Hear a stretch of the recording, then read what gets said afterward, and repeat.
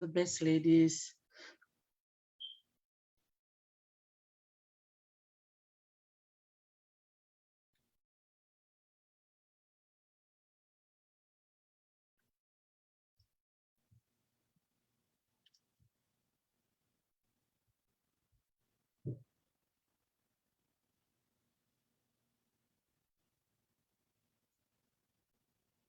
Bula Vinaka, everyone, Vinaka for joining in. A warm Pacific greetings to you all, live from Hawaii, Auckland, and the beautiful city of Sydney in Australia.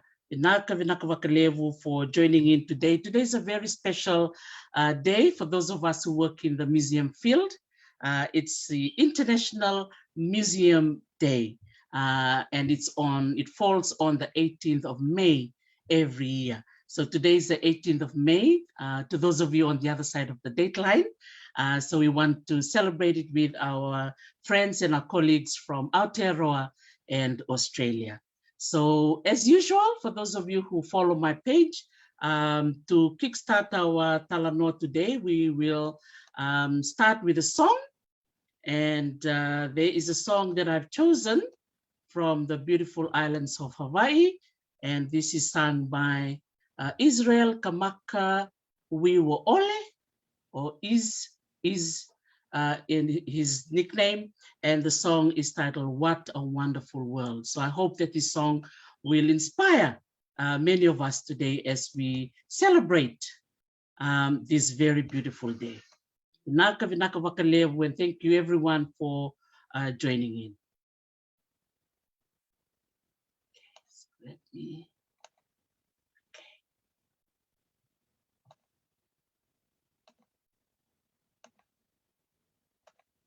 Hey, Bula Vinaka, to those of you connecting in from Australia, New Zealand, from the US, also in Fiji, Samoa, and Tonga, Nimbula Vinaka. Said, I'm Tongan. I come from the villages of Tepisi, Leimatua, and Papakamatonga, for any Tongans tuning in. But I was born and raised in Auckland, here in Tamaki Makaurau, Aotearoa. Went to school my whole life in Auckland. I attended the University of Auckland, where I did an undergrad in Pacific Studies and Anthropology. I started pursuing museum studies as a postgrad, but I'm currently on a break. And I currently work for Langi Mama Academy and Consultancy. Thank you. Vinaka Vakalevu Hikule'o for introducing yourself from Aokilani. And now we'll go across to, we've got, okay, we'll come back to Queen Kolokesa and Princess Barbara. So we'll go over to Miriama, and then I will go to Moemoana and then Anaseini. Vinaka. Miriam, so a little bit about yourself so that the audience can know who you are. Vinaka. Great, thanks. So I'm Miriama, and I'm born and raised in Sydney, Australia. And I have Fijian heritage on my dad's side, and he is from Nasukula village in Madawata, and my mum is white Australian and she's from Tasmania. And growing up, I grew up in an area that wasn't very diverse in Sydney, but at the end of the school year, we would go back to the village to spend Christmas in Fiji. And I always loved history my whole life. As a child, I always said I wanted to grow up and be an archaeologist. And I went to my undergrad and studied ancient history. And I did get to go on an archaeological dig, and I really enjoyed that. But I decided that I thought I was really interested in working in museums in the future. So I decided to do a Master of Museum and Heritage Studies, which I finished at the end of last year. And now I'm working at the Australian Museum in the Pacifica team. And I am an Exhibition and Collection Enhancement Project Officer. Thank you. Miriama. So from Maduata in Fiji, we'll go to Samoa, Moemoana. Thank you, Tarisi. Talofa, everyone. My name is Moemoana Schwenki. I am 21 years old, and I hail from the beautiful islands of Samoa. I am from Awala and Matawai in Savaii and Vawala. And I was born in Samoa and then raised most of my life in Auckland, New Zealand, and then between Wollongong and Sydney here in Australia.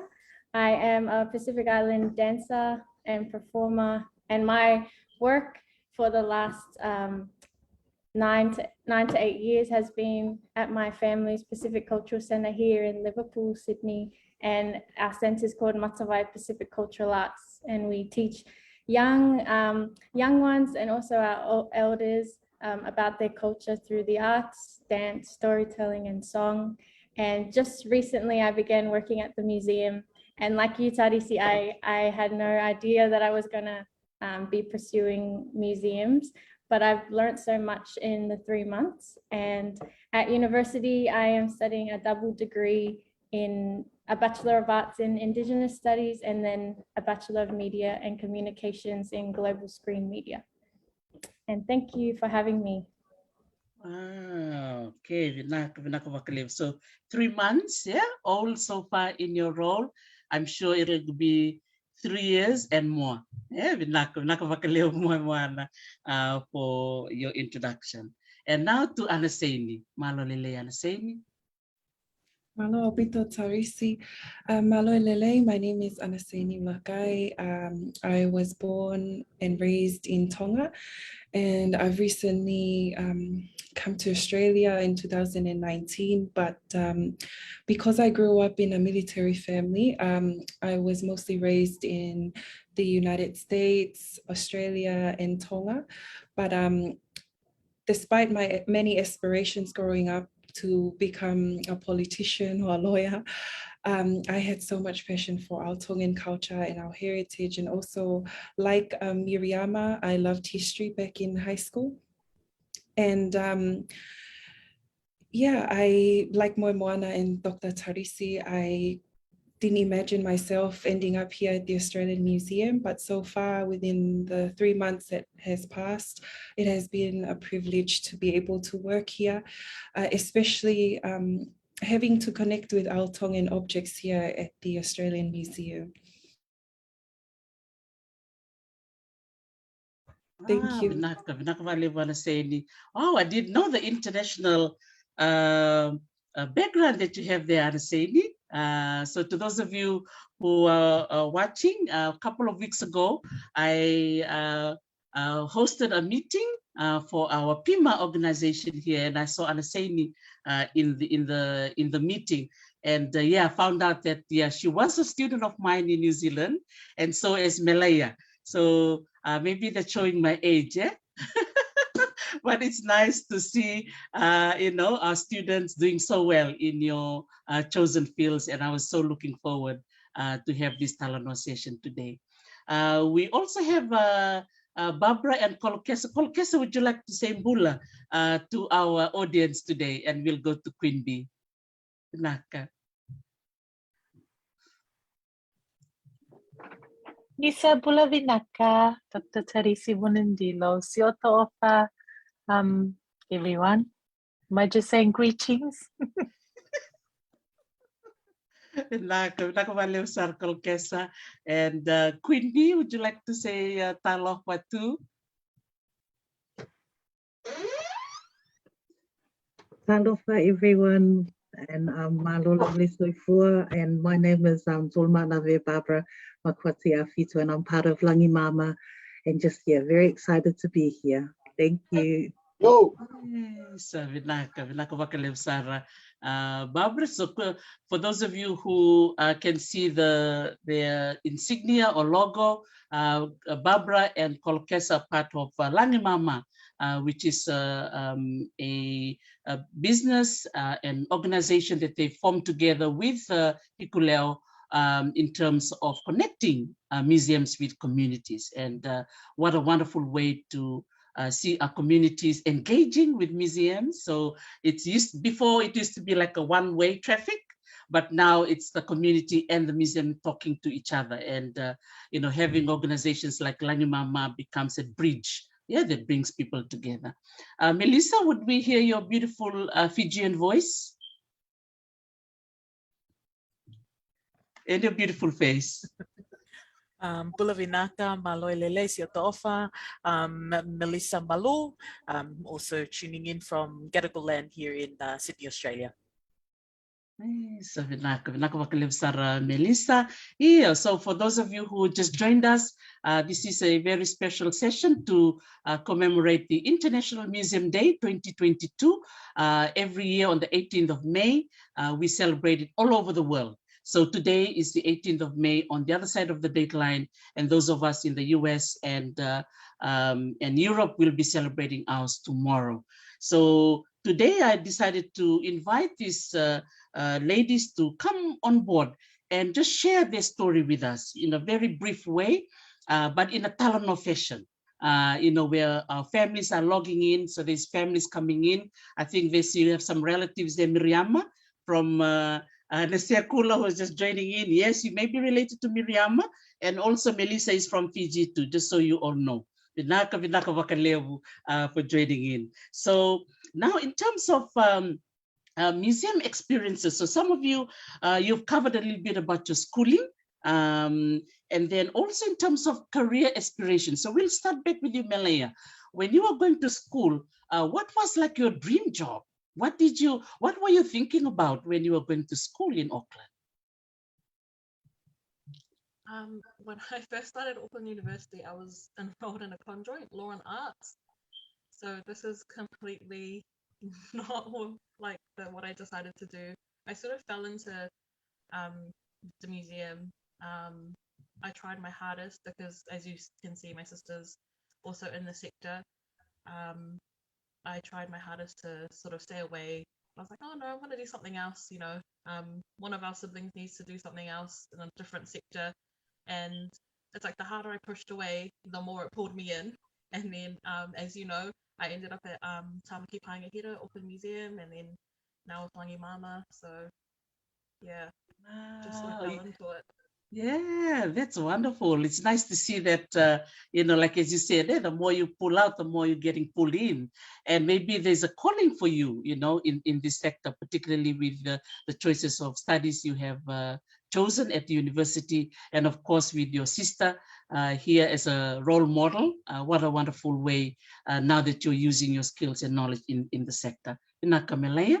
Miriama, I know you mentioned wanting to become an archaeologist. What inspired you to do that? Growing up, I had a book that was about Egyptology, and I loved it, and it made me want to grow up to be an archaeologist or an Egyptologist. So I loved ancient Greece, ancient Rome, and ancient Egypt. And so I did a Bachelor of Ancient History, and I really enjoyed that. But I felt that I wanted to learn more about my cultural heritage. And so as I went into my master's, I tried to target my studies to that. And I did my dissertation in a collection of Fijian objects held in the Museum of Cambridge. And so once I did actually do archaeology fieldwork, I realized I might have been more of an indoor kid, and I decided that I prefer museums because it actually is hard work.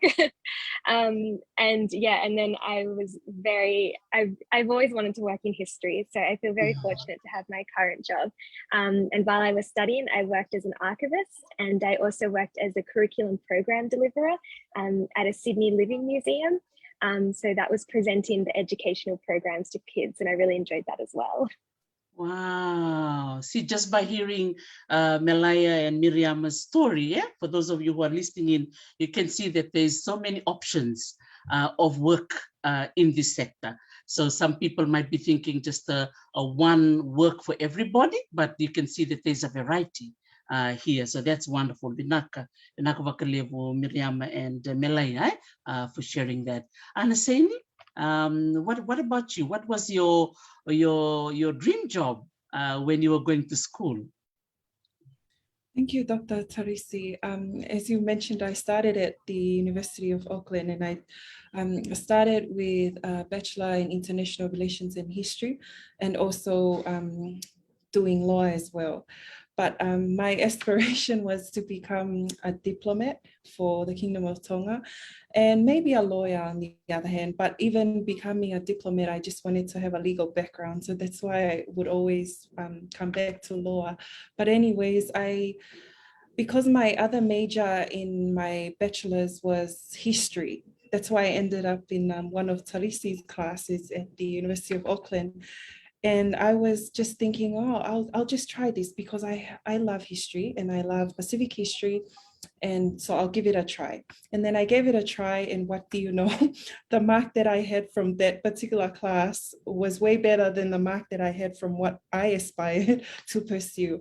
So, you know, that kind of sat with me. And just recently when I was called, I believe by a higher power, to come here to the Australian Museum, and was assigned the project of working with our Tongan tapa and also other tapa from around the region. And mind you, I'm just a volunteer. So having this opportunity was great, but having to immerse myself further with our Tongan objects and also other ngatus from around the region, you know, it kind of built that interest within me to, you know, maybe end up in a museum one day working there. And also I had a chat with our manager, Melissa Malu, who's been very supportive with us girls during our time here at the Australian Museum, and just telling her that, you know, because I'm currently studying law, I want to pursue law, but I also want to work in the museum.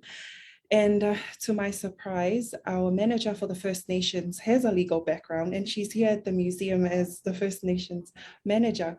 So, you know, that kind of motivates me as well, because, you know, a lot of times we growing up in the islands, we'd either be doctors, lawyers, or, you know, nurses and all of those professional careers, which are really great. But having to learn in this short period that I'm in the museum that, you know, you can become a lawyer and you can also work in the museum, because wanting to pursue something and having the passion for something, you can marry them, and you can, you know, that there are many options here at the museum, not just, you know, doing research, but you can also have legal works done with the objects. You know, at the end of the day, you're still connecting to the objects, you're still working at a museum. So that's my experience so far, and a little bit about my educational background. Thank you. Vinaka Walevu Anaseini. So Melaia, your law degree will still be of use, you know, with Langimama or any other museum that you want to work in. That's amazing. When Anaseini was speaking, you know, you wanted to be a diplomat, and the word that comes to mind to me was cultural diplomacy, because the word cultural diplomacy also exists in museology. In which, you know, us as Indigenous people can become diplomats through the work that we do on behalf of the collection, and vice versa. When the collections are in France, the Tongan collections become the diplomats of the people of Tonga.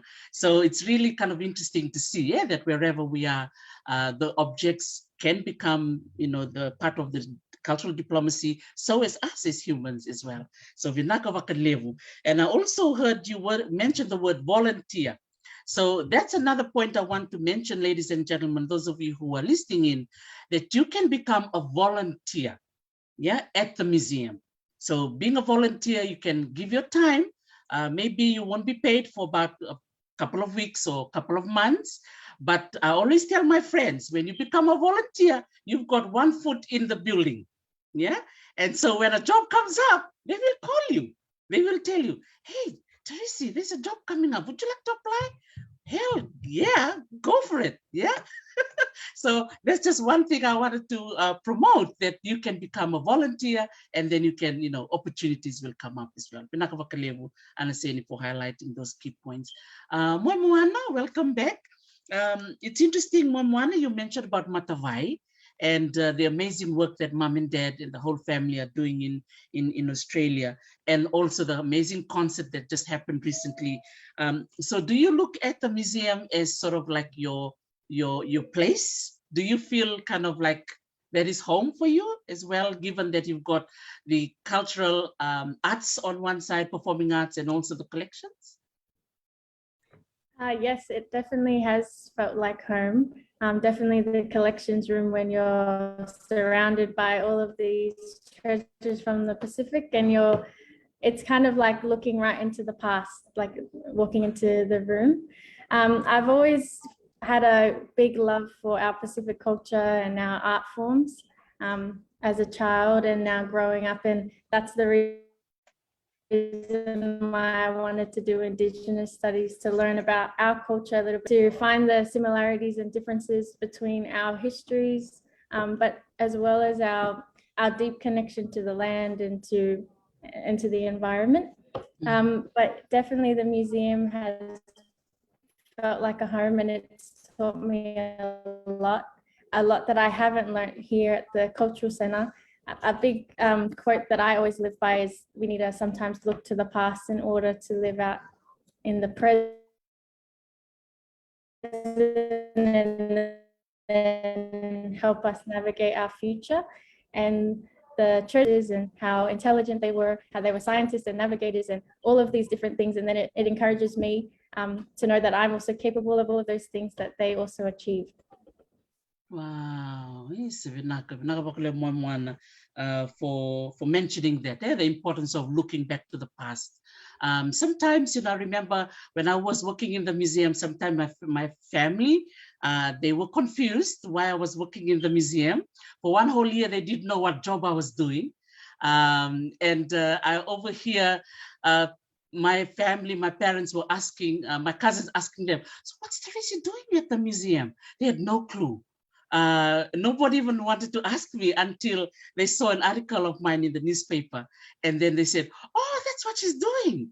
Because I was working in the field of archaeology, and the field of archaeology was very new in Fiji as well. So that's something I wanted to kind of encourage, the others who are watching, that the museum can be a place for you. And just like Moemoana has mentioned, that the museum can be a place to look back to the past, so that we can inform the present and for the future, and also to acknowledge our ancestors, that they are scientists in their own right. They're so intelligent. They didn't have a degree like we do have now, but they knew how to tell the weather. They know how to build these big bunkers, and the list goes on. So Vinaka Vakalevu for those inspiring words. Now back to you, Melaia. What was your experience like working at the Auckland Museum when you left Auckland Uni? I loved it. It was probably one of the best times in my very, very short career. I feel like I'm still really early in my museum's career. I feel like I'm still like a baby. But I did go in to work on the Pacific Collections Access Project, or PCAP, and that was when the Auckland Museum sought to enrich and enhance their Pacific collections, and they did that by going through, I think it was 13 island nations, and with every island nation, they would collaborate with those Auckland communities, and so we'd bring our communities in. It was just, it's the first sort of project of its kind, and I was really fortunate enough to be a part of it, and I just loved it. It's nothing like we ever learned in museums class, because it was the first of its kind. We've got our communities coming in, just like breathing life back into their treasures and objects, and to be a witness to that was really special. And Teresa, you're a part of PCAP. You came with the Fijians. The Fijians came in strong. They're one of my favorite community days. We had our Talofa Community Day, and we had performances where our communities came in. I think they were from Lao, and they did a laka, and so that's our Tonga national dance, but they came and did that in our Māori court, and they came and activated our space with their song and dance. It's like, they've already gifted us their knowledge, blessed us with all this knowledge of just, what they know, and also knowledge that's been passed down from their ancestors. And then they've also come in with song and dance, and, just brought our whale to life, really. I feel like that 3-4 years that we had PCAP was probably the most, active I've seen our communities be there, and really come in really mawhana, and, share not only their knowledge, song and dance, but, sometimes they'll bring in food for us to try. It was really cool, and it was really, really blessed to be a part of that, and to hear everyone's personal insights and stories, and, it was just an amazing experience for me, that my time at Tamaki Pangahira and with PCAP. I can still picture the day of the Tovata Day, and I remember the Rotumans also performed. So it was the Lawans with the Lakalaka and the Rotumans. And I know Queen Bee must be smiling right now because I was busy in the collection store and I didn't know how many people turned up. So with our usual budget, which was very small, and the number that we targeted, and we had like 300 or 400 people that turned up. Queen Bee, since Hikule'o has mentioned the Pacific Collection Access Project, would you like to say a few words about your experience as well, Barbara, with your work at Auckland Museum? Yes, thank you. Thank you, Tarisi. Yes, I think I always remember when you had said that the Rotumans wanted to come, you know, and just all the communities coming in, but Fiji, because of the size of your collection, ended up being a longer time and space, and I can truly say that Fiji owned Tamaki Paengahira for that year. But yes, exactly what Hikule'o was sharing. It was just the most beautiful time, and I think the great thing with PCAP was it also showed our communities what we do in the museum. You know, so many of the young ones would be like, oh, you know, how do I get your job? And to hear that is like, oh my gosh, it wasn't a whiopoko or a chiki. It was like, you know, I can see myself here in this whale. How do I get a job like yours? Because I can do it better. And it was like, oh, come, you know. So yeah, it was truly inspiring, and the knowledge that was gifted was just, you know, as we know, Tarisi, because we were lucky enough to be part of it, just, you know, just you know, yeah, there's no money, I think, that, you know, that can cover what was gifted, because it is knowledge that has been generations carried. So yeah, just very privileged to be part of it. And huge learnings, eh? Even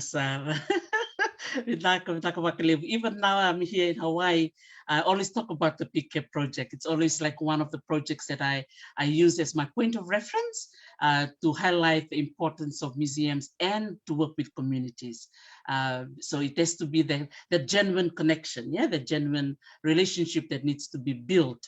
And it's not just an overnight relationship, it's going to be a long-term relationship and sharing for years to come. And Vinaka Vakalevu, Barbara, for your leadership in that project. And of course with Kolokesa as well, Vinaka Vakalevu Kolokesa.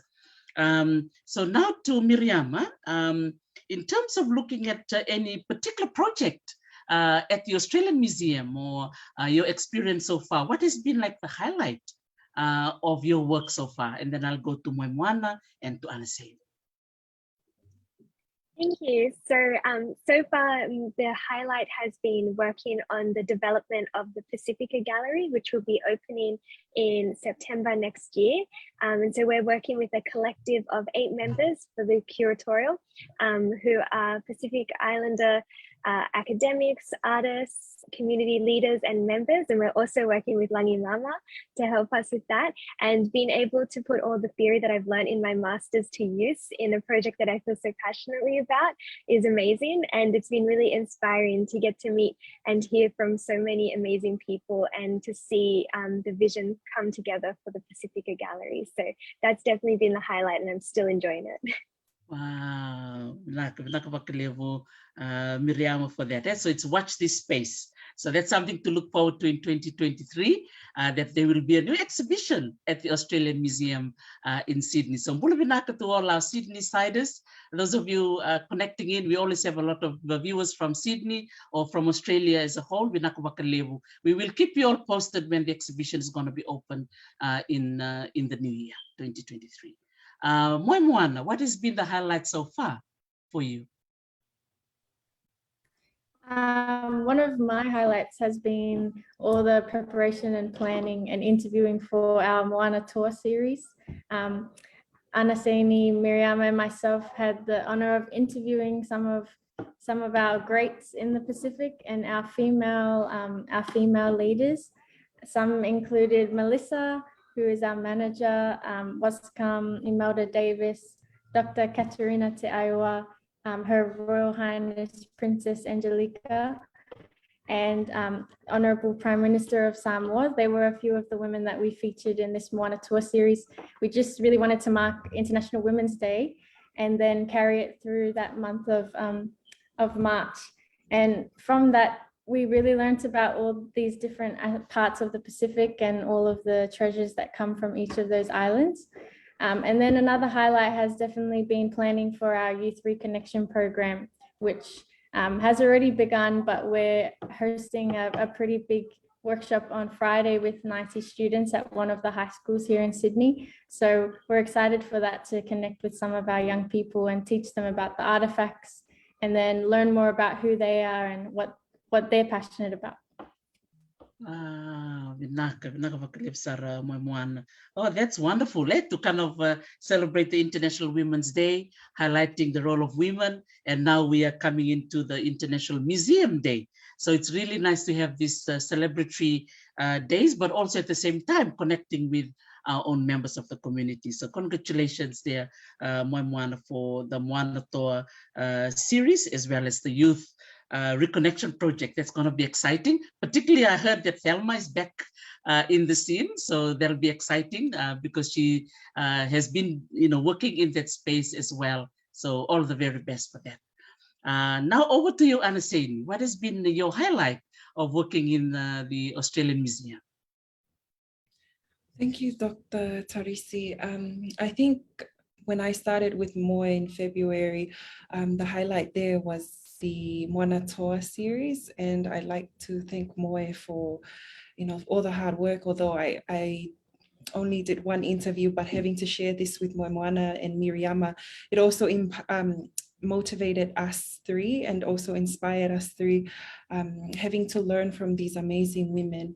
But I think for me, last week we did a digitization, mainly photographing different tapa from the region. I think I've mentioned this a lot before, but this is for our Collections Enhancement Project, CEP, for the Australian Museum. I think with this project, it's our way of bringing back community to engage with the objects in the museum. So we have visitors coming in with knowledge holders, and also diaspora having to connect back with the objects at the museum and helping us to enhance the information that we have on these objects. Many of the objects that we've acquired were from, missionaries and people that were in the islands in the Pacific, mostly Solomon Islands, PNG, Tonga, Samoa, and Fiji. So, having to see the different tapa that we have here at the Australian Museum, and having myself to connect with my tapa again. I had no idea that we had good collection of tapa here at the Australian Museum, and I think Miriama and Moemoana also assisted with seeing the Fijian and Samoan tapa. So for us three, we were all amazed, especially when we had to research and learn about the meanings behind motifs. And I think that's also a controversial topic now, having tattoo artists come back and reviving our designs and motifs. So for us, having to have that experience of actually seeing tapa with motifs that we had no idea existed is really something that has highlighted our experience here at the Australian Museum. Wow, Vinaka wakalevu Anaseini. Man, that's really awesome, for you to be able to see many of these artifacts that your ancestors made. I think that's something that most of us who work in the museums feel like. Sometimes you holding on to a basket or to an ads or a tapa, and you may be thinking, man, who made this? Who was the last person to wear this? And who brought it here? What happened? So we become like detectives, right? In terms of wanting to know who collected it, why was it bought? Was it exchanged? Was it traded? So all those kind of exciting things. So for those of you who are doing law, see, that's why you need to come to the museum, right? So you become, being curious, and you can do more investigations and do more research as well in that field. Wow, Vinaka wakalevu. And I'm sure for those of you who are listening in, Vinaka wakalevu for joining in and celebrating the International Museum Day. So today is the 18th of May that we're all celebrating, those of us who work in the museum, highlighting the important role that the museum play. So the theme for this year is the power of museum. So I'm going to go back again to our speakers. So we'll start back with you, Hikule'o.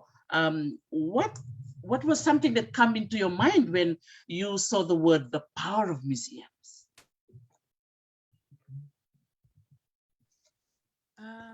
I think for me, maybe the impact when communities are genuinely and meaningfully engaged. Like you said before, Teresa, you know, when our communities can feel when they're genuinely and meaningfully engaged, and you know, when you go to them, you know, your heart on your sleeve and genuine intentions, they really come through for you. You know, for example, in PCAP, all our communities came in 100 for us. You know, they went above and beyond anything we ever went and asked for. They, you know, gifted us their knowledge, blessed us with their presence, their songs and dances, and then even I remember our Rotuma Day when we were setting up in our Kai room for, you know, afterwards we always, when we host, we'll always break bread with our communities because that's what we do. You know, we'll always share a meal, get to know one another, and then they had bought some Rotuman food for us to try, and it was just, oh, my heart. It was the most. We were so blessed with that day, and every day that we had our communities in, you know, they feel your vibes and that they'll come 100 if you come openly and honestly to them. And yeah, I guess the power of museums is that impact and what our communities will then bring with them to enrich and to fill, just to breathe life into your whale. Because, you know, a lot of our Auckland Pacific communities had never really been to Auckland Museum, or they don't frequent the areas around like the city or around the Domain Parnell, but they would come for us and they would come to see their treasures, and we're really thankful for that.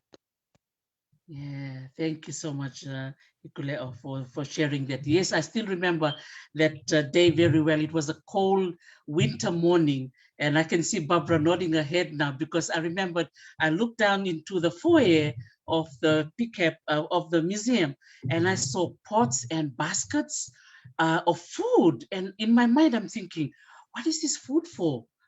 So I have no idea until the moment that Hikule'o was just talking about, where this amazing delicacy, Miriama, Moemoana, and Anaseini, you should see the spread that the Rotuman community brought. It was amazing. And I think we took some home because we ate some and there was still more. You know, it was like this, you know, the biblical story, right? The fish and the bread, there was just more coming in. It was just so touching. So Vinaka Vakalevu Hikule'o for sharing that. Barbara, would you like to add on to that? Because I remember you were the one talking to the elders of the Rotumans that morning. Yes, I remember us having a conversation, go, how many people, Tarisi? And you were like, oh, maybe 20 or 30.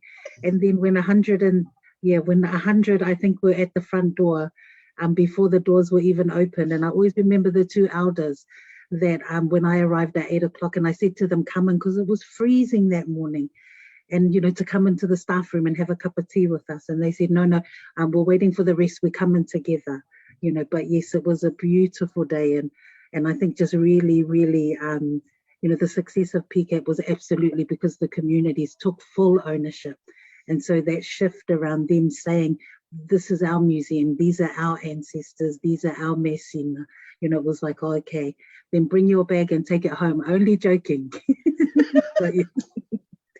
But yeah, it was a beautiful day. And then they performed for us.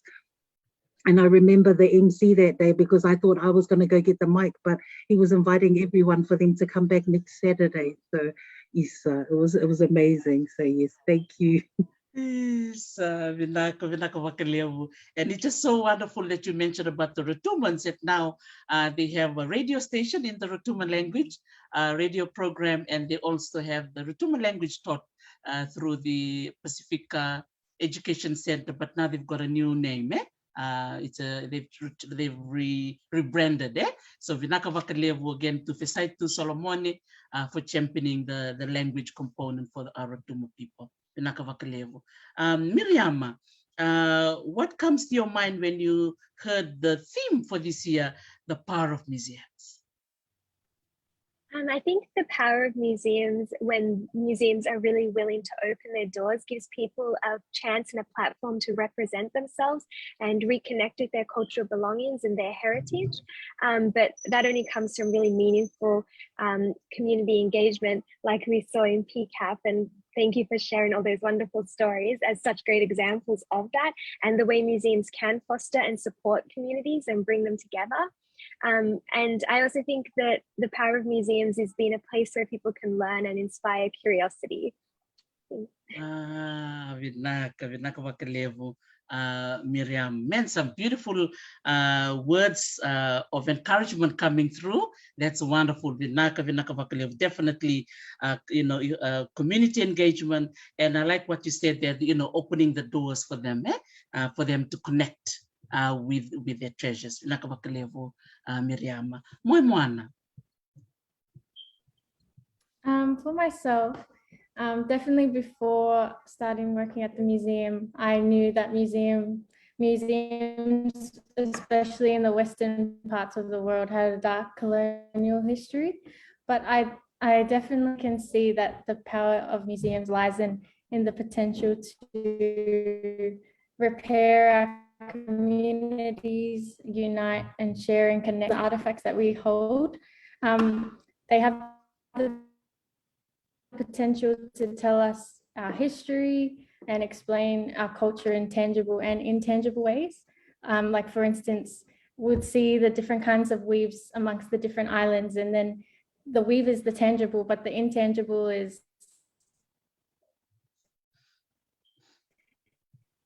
the weave behind that weave.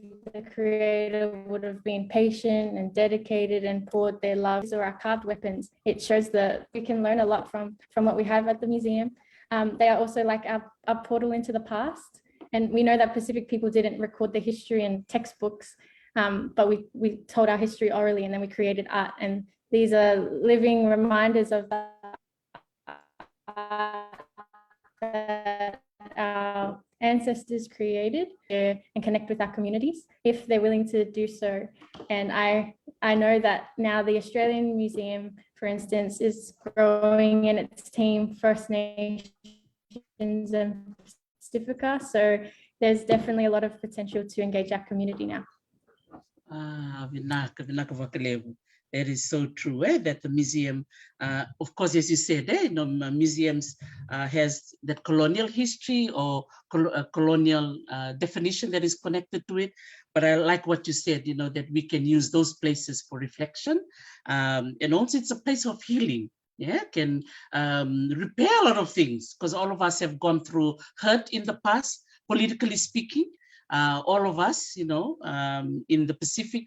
But again, if we flip the coin and look at what are some of the advantages, what are some of the good things that you can bring and learn from the museum, what a wonderful way to reflect of our past. Tangible and intangible, both of them together. Anaseini, what would be your answer to that about the power of museums? Thank you, Dr. Tarisi. I think I agree with Moemoana that the objects kept in museums are like a portal to the past. And like you've mentioned, it's a place of healing as well. But having to just reflect on the power of museum, I think for me, the power of museums lie within the objects that they've acquired, the objects that they're displaying at museums. And just, being able to surround oneself with the objects, and it truly allows one to relive the history, culture, and experience of the sources of these objects, where they originate from. And just to be, one of the people that have once, made these objects, like you've mentioned before, our ancestors that actually went through the whole process of making the tapa, for instance, is a privilege in itself. But I want to highlight that museums have voices as well.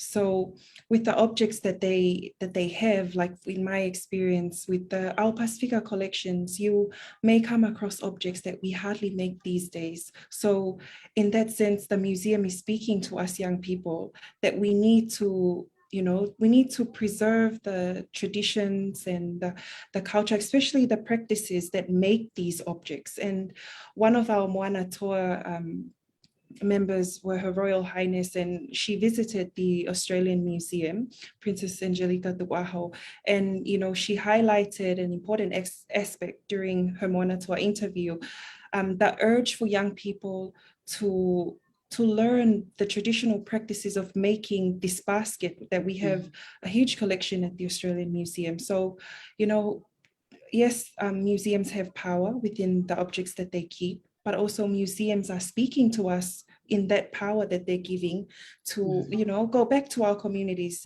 A lot of museums now, of course, engage communities, which is the first step, but having communities come in and learn about the objects, our hope is that they go back and being motivated to preserve our traditional practices of making these objects, So I think that's my take on the theme for this year's International Museums Day. Vinaka, Malo, Anaseini, that is beautiful. Vinaka, that is so true. That I like what you said, that the voices, that these taonga or these treasures or this measina, they're talking to us, in different ways. One example I want to share is when I went to England in 2013. I was there to do my research for my PhD, and we went to the collections of the British Museum. And so we saw these artifacts that they already prepared for us from Fiji. And then there was one which had a label, and it has Fiji/Tonga. And not only just one, but a couple. And so I asked the curator, how come the artifacts, they have two countries? Why is it Fiji and Tonga? Why can't they just decide just one? Either it's Tongan or if it's Fijian. And so the curator was so patient with us and said, oh, I've got a story to tell. And that story was added into my thesis. I was so touched that was like a moment when I realized that what Anaseini was talking about, that these treasures were talking to us. So you just have, sometimes when you go into the museum collections, maybe we need more time just to be quiet and listen, and just kind of like go in there with maybe no technology, just you and the treasures, and see what talks to you. And to me, that moment when the curator said, oh, it's actually both. And I was like, really? Tell me more. And so they opened up this beautiful basket, and it was woven with human hair together with the basket. It was like, and it was made in Tonga, and it was brought over by the king of Tonga to the king of Fiji, Ratu Serudakumbao. So it was the two kings gifting each other. And inside this basket that was woven with human hair was a huge whale's tooth, which was brought from Tonga, and now it belongs to Fiji. So it started to make sense now that the label had Fiji and Tonga. And so I was thinking in my mind, if the label didn't have both countries, I wouldn't have noticed, right? But because it has both nations written on the label, it intrigued me. And I learned so much about it. And it was so beautiful when so many more stories, like what Moana was saying, the intangible started coming out. The stories started coming out. And I'm realizing, wow, this basket that I'm looking at, the whales too, the tambua that I'm looking at, were exchanged between two very powerful people in the 1800s, just before Fiji was ceded to Great Britain. So the king of Tonga was coming over to Fiji to remind Ratu Serudakumbao to accept Christianity, because the Fijians were not very easy, as you all know, right? You all know with the lectures, right? As we have, all the missionaries went to Tonga, right? And then they prepare themselves, and when they're ready, then they come over to Fiji. So it was just wonderful to see that objects were speaking. In that case, it was speaking to me. So thank you so much for highlighting that as well. So Wow, man, this is a beautiful Talanoa session. I have got some very interesting comments coming through. Fesaitu Solomone from Rotumo is watching. Bula Fesaitu. And there's some teachers as well. Bula Lengeti Mbereta, Bula Tavingu, Vinakabale Bula Siamamai. And there's some people who have never been to my platform for a very long time, and now they're back. So thank you to you ladies. See, you brought them back. Bula Vinaka got in the Robinson. See, he said long time, then he came back again. And Sanita Fong, these are Fijians in California. They're also watching. Vinaka Vakalevu. Thank you everyone for supporting our International Museum Day. And thank you for your presence and listening to these beautiful ladies sharing their story. And also there's a teacher connecting in from the northern part of the world, from Mongolia. Yeah, of all places, there's Fijians in Mongolia. So Bula Vinaka Salidi Batikota, thank you for joining us from the northern part of the world, and we appreciate your presence as well. So now to the end of our Talanoa session. So many people just logged in, but see you on Fijian time, you just arrived. See, we're about to finish. So over to you, Hikule'o. What would be an advice or that you would like to say to a young Pacific person who may be interested to join the museum in the future? What would you say to them, Melaia? Don't be like me and ignore the calling. If you hear the calling or you feel the ancestors pulling, do not run, because they'll yank you right back.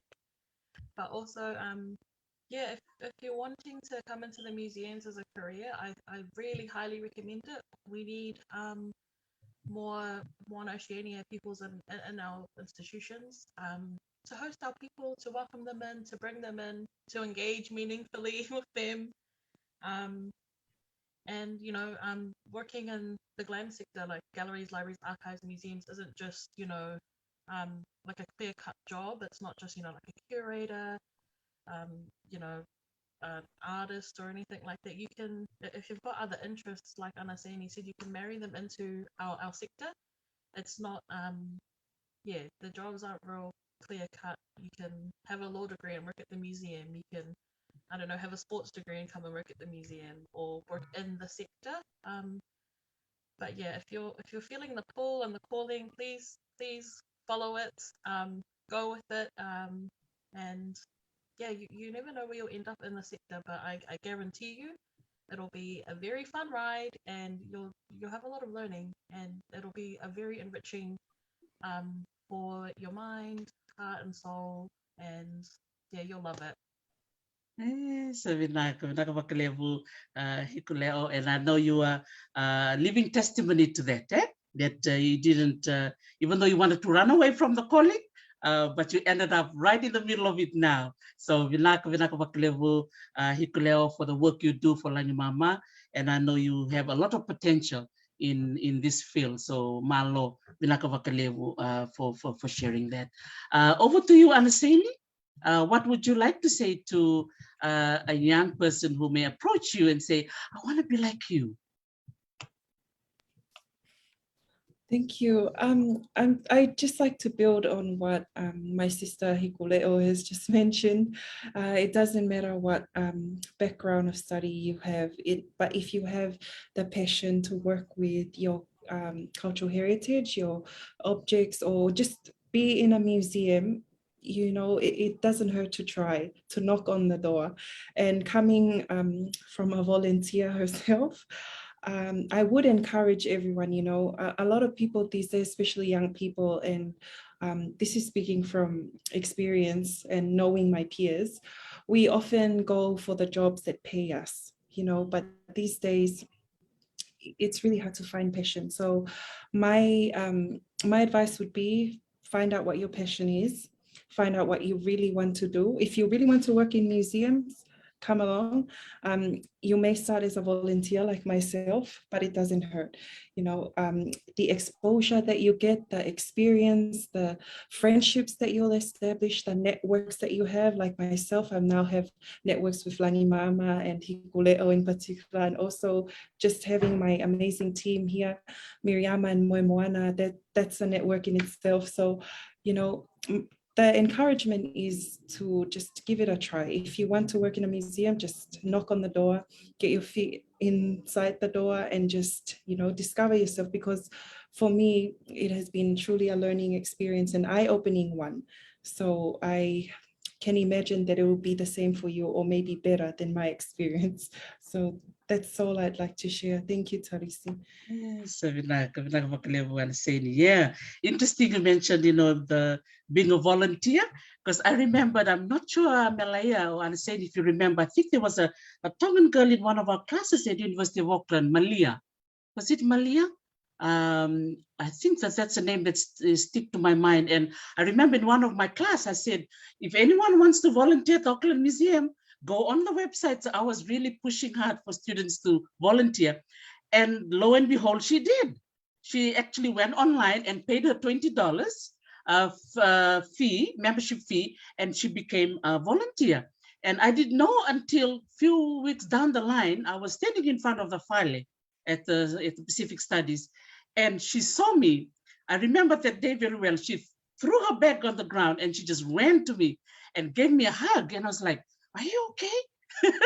She was just so happy. She just said, I just came back from Papua New Guinea. So she volunteered. She put down her name and she ended up volunteering and going over to Papua New Guinea. And then to top it off, she said, in the next few weeks, I'm going to Rapa Nui, you know, as a volunteer. And so she said, wow, thank you so much. You know, so to me, I was just announcing it because I know that there's potential. But this Tongan girl, she made it happen. So she went to Papua New Guinea and she went to Rapa Nui, 2 countries in the Pacific that most of us have only dreamt to go to. But this Tongan girl, she went there free of charge because the museum paid for her to go. She was part of, I think, an archaeology project. So she entered the museum at the right time. They were looking for volunteers. And so beautiful Malia joined the team. So there you go, ladies and gentlemen, those of you who are watching, if you want to volunteer, you may travel the world, just like Malia. And like these ladies in front of me here, you know, they've traveled the world, they will travel the world, and the opportunities are there in the museum. And if I can just say before I come to you, Moana, about digital technology. You know, we are going through COVID-19 and there's young people coming in, as what Hikule'o and Anaseini was saying before, opportunities that are in the museum. You don't have to have a museum degree to be in the museum. You can have a law degree, you can have linguistics, you can have communications, you can have psychology, and you can have IT, computing, or if you have design and technology, even better. Because now a lot of museums now are into, you know, virtual museums. So you need people with computer background to come in. So I just thought I mentioned that. Moana, what would be your word of advice to a young person who wants to come and work in the museum? Thank you, Tarisi. I'm still learning myself, but I think for other young people, my biggest advice would be that sometimes we can't always be in control, and our journeys are going to be guided by a higher being.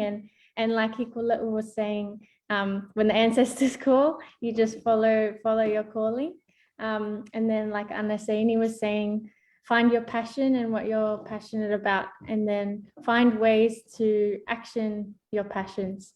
For instance, Pacific Islanders living in the diaspora here in Sydney, they might not think they offer anything to museums, but in fact, they are so valuable to museums.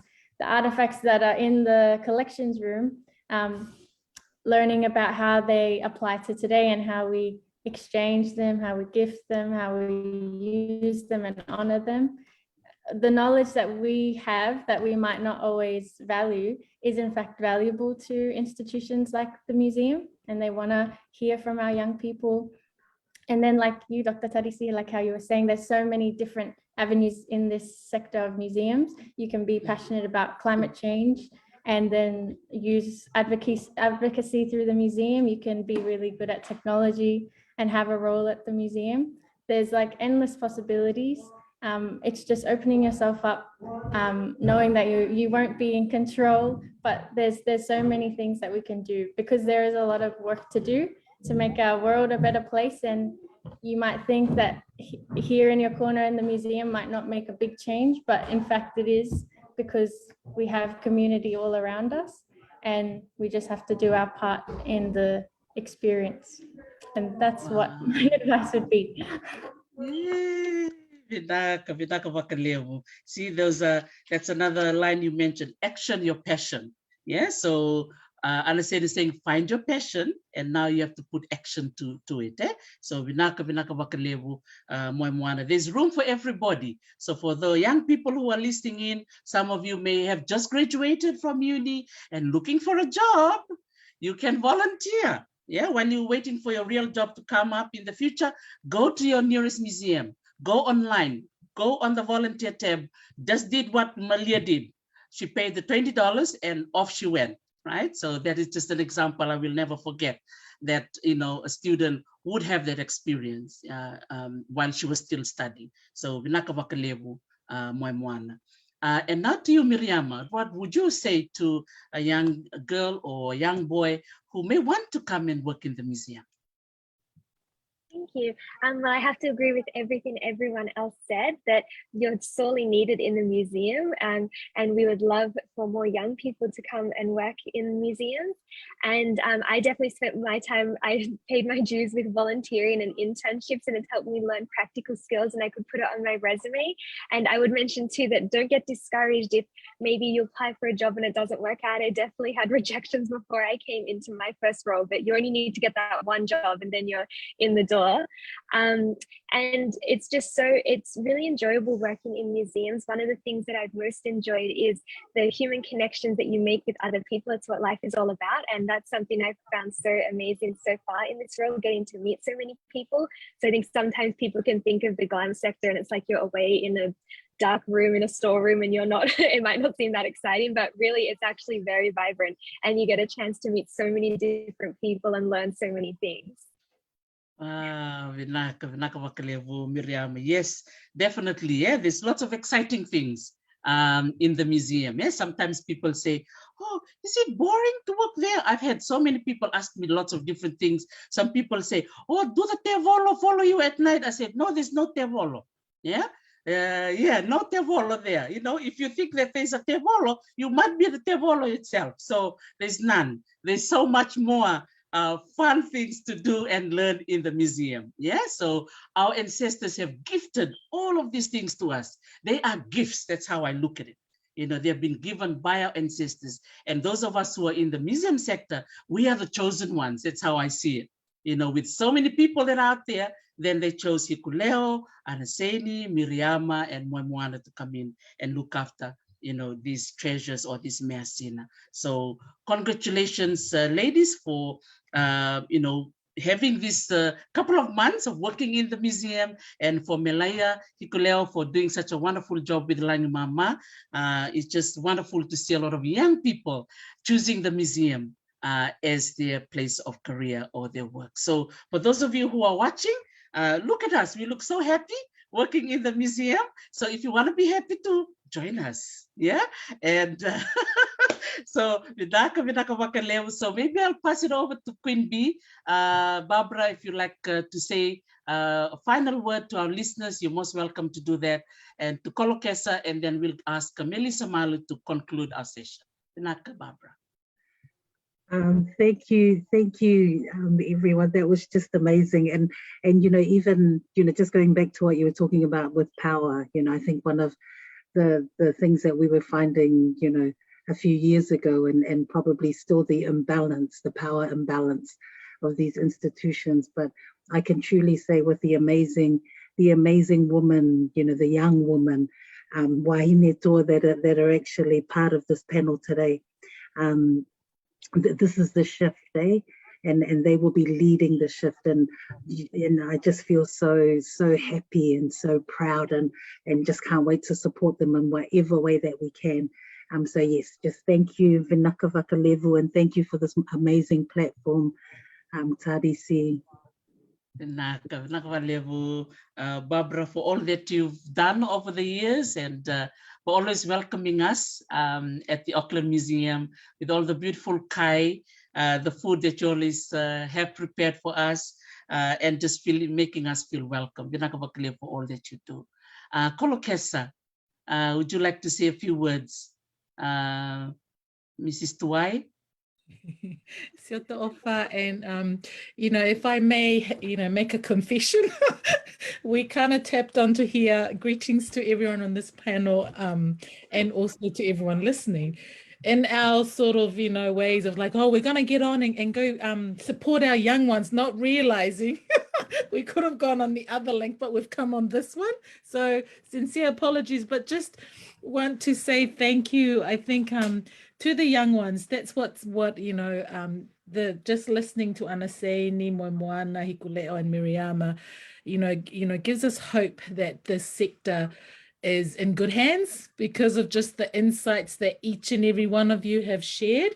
You kind of, the sector is one where it's not an easy one. There's challenges in every sector, I suppose, but when it is all around your culture, which is close to your heart, mind and soul and everything, there is a lot more that you're giving, where you can't separate that from who you are and what you bring. So I think it's a long road, but it's such an uplifting and enriching one, which each and every one on this panel has shared. So yeah, just a huge malo aupito to you all, and thank you for this platform, Dr. Tarisi Vonendilo. Kolokesa, and well done for all that you do out there, and raising awareness for our museums in Aotearoa, in the Pacific, but also around the world, and giving voices to our Indigenous people and our communities. That's a wonderful thing to do, and I'm excited for what's in the future. So it's just wonderful to be celebrating our International Museum Day and sharing this wonderful sharing and aspirations to everybody. So Vinaka Vakalevu Kolkesa. And over to you, Melissa. I, like Kolokesa, was just here for the support, and when I realized you were going to stream live Facebook, I was going to jump off, but you made me feel guilty saying that I should show moral support, so here I am. But thank you very much, Tarisi, for the opportunity, especially for the girls. All I can say is the future looks bright in the museum sector with these young women, and I'm excited to see that they just keep moving from strength to strength. And we interacted with Melaia, with Hikule'o, when they came down in March for our Pacific Gallery workshop, and it's just amazing to see them connect and talk about museums and our koloa, our treasures. And yeah, I'm just, my heart's very warm listening to them and their journey, and like them, I didn't think that I would be in this sector, but here I am. So yeah, I'm very, very proud of the girls, and happy International Museums Day. Yeah, Vidaka Vakalevu. And I just received a message here from a Fijian colleague of mine who lives in Melbourne. This is what he has to say, which connects very well with what you all shared today. He said, a powerful reflection indeed. I started my volunteer work with the Fiji Museum in 1995 when I was studying foundation science. That was my first ever experience into study human remains and skeletal studies that gave me an insight and passion to study medical imaging and ultrasound. To this date, he's now working at the Royal Melbourne Hospital. Look at that. Yeah? What a wonderful way to see how museum collections, right, can impact on so many people's lives. So, it started off in the museum, and now he's working at the Royal Melbourne Hospital. So make sure you go and visit your community museum, your museum in Melbourne, please. So they will be happy to see him. So there are some Fijian collections there to Chovesa, and I think you're from Nanronga. So I think there's some artifacts from Nanronga there as well. So woohoo! Vinaka Vakalevu to you all. Hikule'o, Vinaka Vakalevu, Anaseini, Moemoana, Miriama, Kolokesa, Melissa, and Queen Barbara. I would like to take this opportunity to say Vinaka Vakalevu to you all for sharing this platform with me and the rest of our museum family, and again to celebrate this International Museum Day. Such a wonderful thing to do, to celebrate what we do. Loloma and Vinaka, thank you so much for logging in today. And to those of you joining us, thank you so much for your support. Thank you, Kakiteano, Moemoana Naka. Yes, Vinaka, Moana Australia, Moana Oakland, and to those of you who are just joining in, our ladies who just joined in for this panel are joining in from New Zealand and Australia. So thank you so much, everybody, and we will see you again in our next PIMA meeting and also in the next talk, Langi Mama, next Tuesday. Yeah? Nakamakalemu, Mode. Mode. Naka. Yes, thank you so much. Wow, what a wonderful panel that we've just had joining into Australia and New Zealand. And those of you who are just joining in, today's International Museum Day. And here we are on this panel sharing some of the inspirational words and experiences that we all had working in the museum. So wherever you are tuning in from, check out your local museum. They will be open in your part of the world, and please take some photos and share them with me, and I'd love to share it on our platform for your experience in the museum. From beautiful Hawaii over to Aotearoa and New Zealand, ni Samoa. Naka, bye.